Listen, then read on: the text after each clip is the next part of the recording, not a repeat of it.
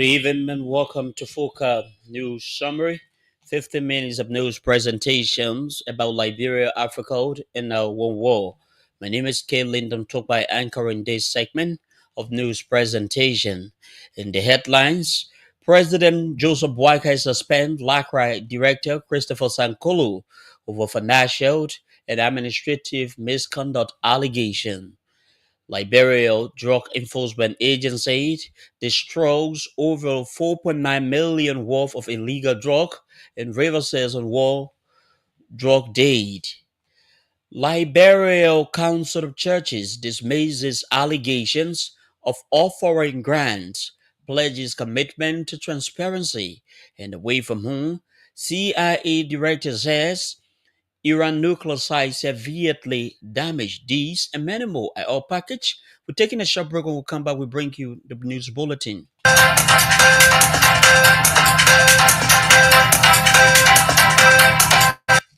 Welcome back and thanks for joining us. President Joseph Boakai has suspended LACRA Director General Christopher Sankolo and his deputy Chie Galit amid allegation of financial and administrative irregularity at the agency.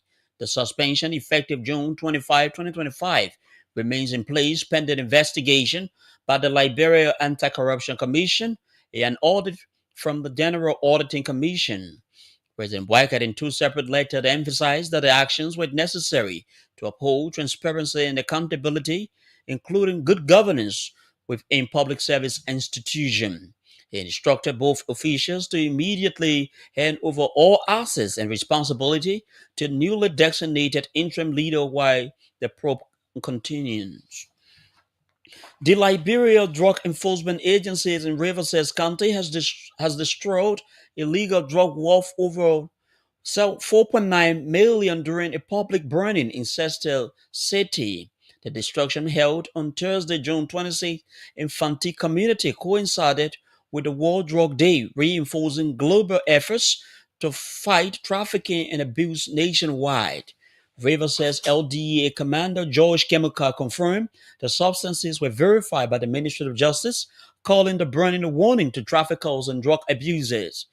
Items destroyed included 234.1 kilogram of kush, 89 kilogram of heroin, 36.8 kilogram of cocaine, 24 kilograms of marijuana, 59 kilograms of precursors, and 50 strips of Amendol.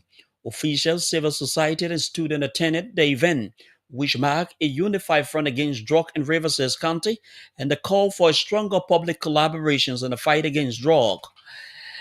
The Liberia Council of Churches has described as fraudulent reports circulating in some quarters of the country that it is offering grants to individual, small businesses, and organizations.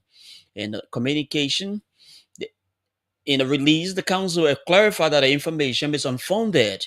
The LCC has denied it is not in any business of engaging in grant distribution, warning perpetrators to desist from blaming the institution. The U.S. Embassy near Monrovia has issued a directive requiring applicants for non-immigrant visas to make all social media profiles public.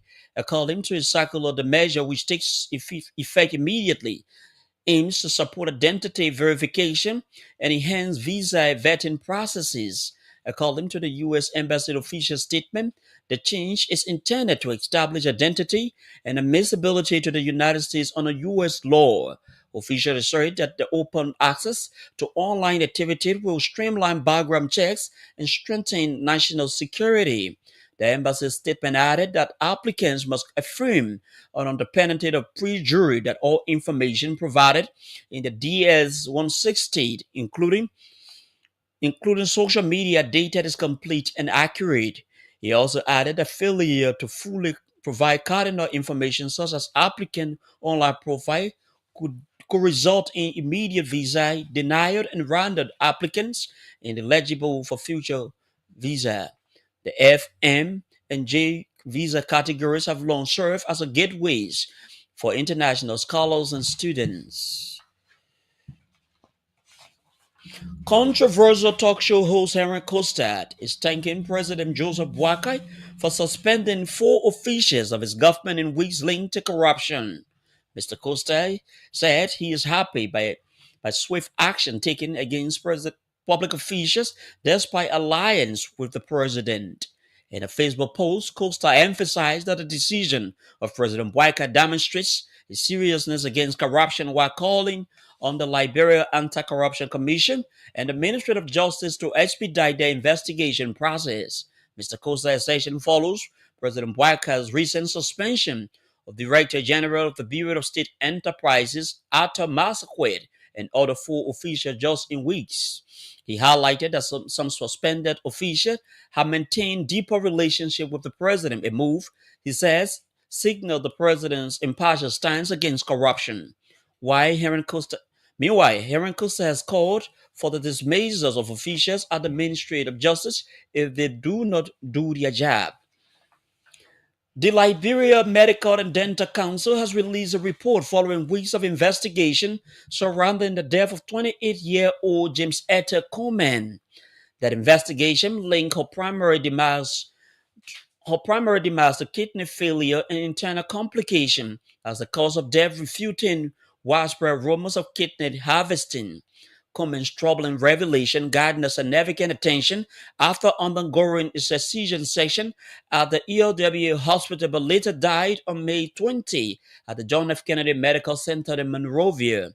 But addressing newsmen on Tuesday, June 24, 2025, Dr. Andrews asserted that investigation found no evidence to support the claims that Coleman's kidney had been surgically removed. The council indicated that they had certain diagnostic and laboratory results from the John F. Kennedy Medical Center, Jail Mill Hospital at ELW Junction, and the Ghana Teaching Hospital, which showed no signs of surgical tampering or organ removal.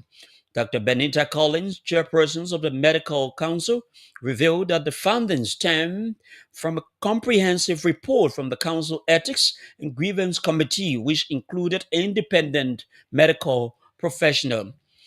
This is a reminder that you are listening to Focal News Summary, 15 minutes of news presentation highlighting developments in Liberia, Africa, and our one world. Let's bring you headlines we are following quickly on our news presentation. President Joseph Boyka suspends LACRA Director Christopher Sankolo over financial and administrative misconduct allegation.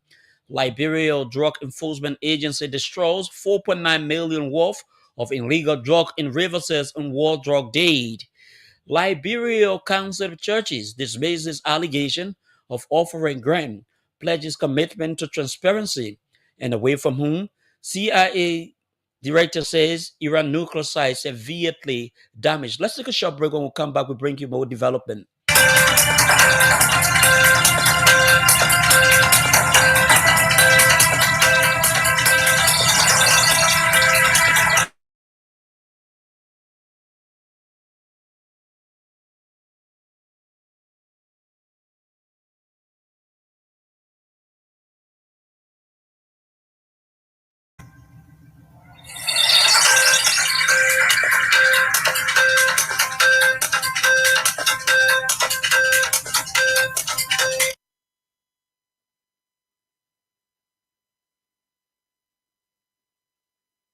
Ministry of Labor has revoked work permits of at least 19 foreign nationals following an extensive inspection of businesses across Monrovia and surrounding areas.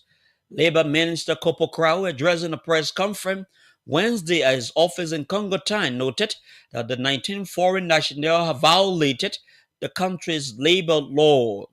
According to Minister Crow, during the ongoing nationwide premise vetting process, labor inspectors inspected 21 businesses and discovered that 19 foreign nationals were in violation. He said that the companies were given the opportunity to explain discrepancy found during their inspection but failed to provide satisfactory justification, resulting in the immediate revocations of the work permits. Minister Crow expressed concern about the growing trend of job title misrepresentation, a practice he says undermined the Liberia Ministry of Labor's efforts. The Ministry of Public Works and Swedish government have officially launched the construction of 195 kilometers of rural road development. The project will take place in Bong County, Lo-Fi, and Nima counties. Speaking at the MICAD regular press briefing, Deputy Minister Daniel Otisino said that the ceremony was held at the Cotterton University in Bong County, assembling an array of high-ranking government officials and donor partners, including Swedish representative and superintendent of Bong County, Lofa, Nimba, and Nima counties. Minister Sander disclosed that the project is at a cost of $5 million grant financed through the Swedish Rural Development Project.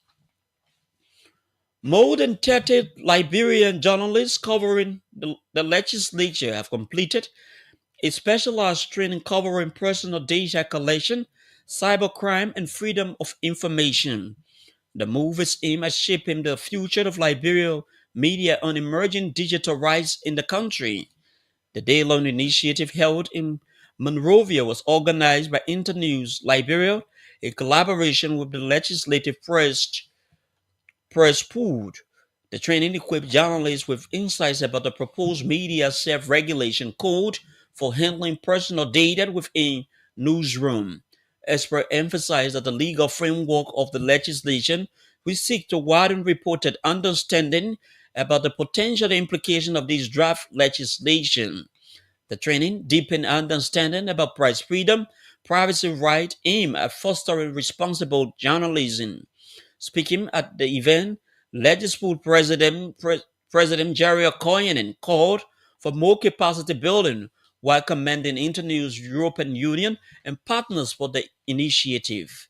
He described the training as timely, eye-opener, and a vital opportunity for reporters to enhance their professionalism.